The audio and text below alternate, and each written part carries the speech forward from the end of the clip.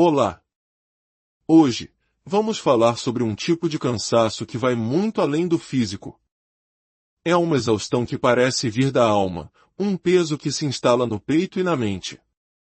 Vamos explorar a parte mais difícil de permanecer em um relacionamento narcisista, o esgotamento avassalador e as mudanças profundas que são necessárias para começar a se curar. Antes de mergulharmos fundo neste tema tão delicado, peço um pequeno gesto que nos ajuda a continuar. Se você sentir que esta mensagem pode ser uma luz para alguém que você conhece, considere compartilhá-la. E ao se inscrever no nosso canal, você se junta a uma comunidade que busca entendimento e cura, nos ajudando a criar mais conteúdo que fortalece e apoia. Juntos, somos mais fortes. A exaustão de um relacionamento narcisista não é um sentimento único, é uma teia complexa de drenos emocionais e mentais. Vamos desvendar os fios dessa teia. Primeiro, é absolutamente exaustivo viver com o que só pode ser descrito como um adulto com a maturidade emocional de uma criança pequena. Uma criança grande. Pense em quem já criou filhos ou cuidou de sobrinhos na fase dos 2, 3 anos. A gente sobrevive a essa fase porque sabemos que ela tem um fim. As birras, as mudanças de humor repentinas, o copo que voa pelo ar. Tudo isso é parte de uma fase que, felizmente, passa por volta dos 4 ou 5 anos. Agora, imagine essa fase sem data para acabar. Com um adulto narcisista, a birra é eterna. A imprevisibilidade é a única constante. Não há como moldar o comportamento, não há amadurecimento. Você está constantemente pisando em ovos, tentando gerenciar as emoções de outra pessoa, uma pessoa que não tem a capacidade ou o interesse de se autorregular. O egoísmo dele significa que a carga mental, emocional e prática de quase tudo na vida recai sobre os seus ombros. E isso, por si só, é esgotante. O segundo ponto é o impacto do abuso narcisista na sua própria mente. A ruminação, aquele filme que passa na sua cabeça sem parar, repassando conversas, buscando respostas, tentando entender o que aconteceu. A ansiedade constante, a sensação de estar sempre em alerta máximo. Isso não apenas drena a sua energia mental, mas também sabota seu sono. E quando não dormimos bem, tudo fica mais difícil. Você se torna uma versão exausta de si mesmo. Distraído, menos eficiente. O turbilhão mental de duvidar de si mesmo por causa do gaslighting, aquela manipulação sutil que te faz questionar sua própria sanidade, e de estar sempre tenso, esperando o próximo golpe, causa um desgaste imenso no seu corpo e na sua mente. Terceiro, não ser você mesmo é exaustivo. Um relacionamento narcisista exige que você vista uma máscara. Você não pode ser autêntico.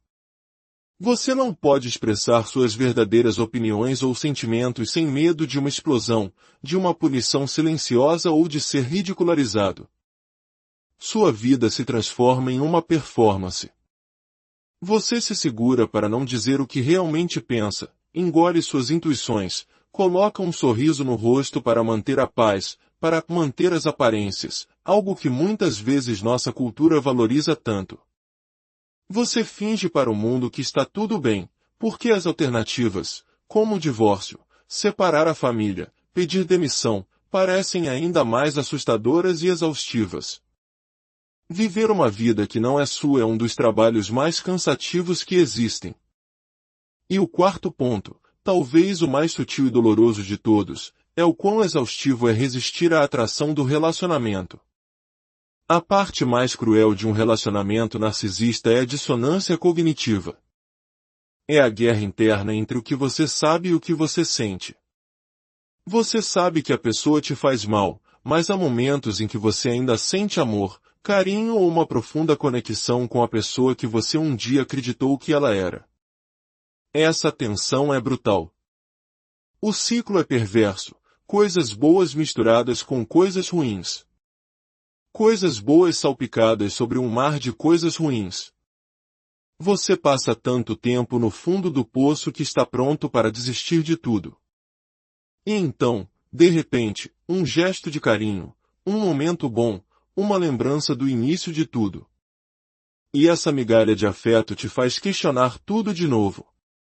Quando você finalmente entende o padrão, quando o véu cai, a luta muda. Agora, a exaustão vem de resistir a esses bons momentos. De resistir ao charme, à oferta de um abraço no sofá, a um convite para almoçar, a ajuda inesperada com uma tarefa. Resistir a isso, porque você sabe que é uma isca, exige uma força hercúlea. Manter sua posição, ver a situação com clareza enquanto uma parte de você anseia desesperadamente por aquela normalidade, por aquele afeto. Isso é de uma exaustão indescritível. E a situação fica ainda mais complexa. Quando você resiste, quando você recusa o abraço ou a ajuda, você vê a tristeza ou a rejeição no rosto da pessoa narcisista.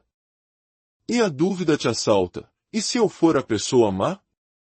E se eu estiver sendo frio, rígido, ingrato? Afinal, eles estão oferecendo exatamente o que você sempre pediu. Você começa a se questionar se aquilo não é empatia, e se talvez você seja o verdadeiro narcisista da história. Com o tempo, pode parecer menos cansativo simplesmente aceitar o papel de o vilão. Assumir a culpa alivia a tensão da dissonância. Eu sou egoísta, eu sou frio. Mas viver com uma identidade que não é sua, chamar a si mesmo de mal, é apenas outra forma de exaustão profunda. Então, você cede. Você diz: tudo bem, eles estão sendo legais, é o que eu queria. Você aceita o abraço no sofá, vai ao mercado com eles. E por um momento, tudo parece normal. Mas não demora muito. Talvez durante o próprio abraço, ou no dia seguinte. As pequenas alfinetadas começam de novo. O gaslighting. A invalidação. O egoísmo. E em vez de reconhecer o padrão, sua primeira reação é se culpar, é claro. Como eu sou estúpido. Eu sabia que isso ia acontecer e caí de novo.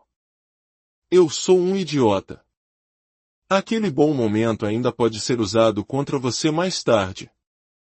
Em uma discussão futura, você ouvirá: você é tão egoísta.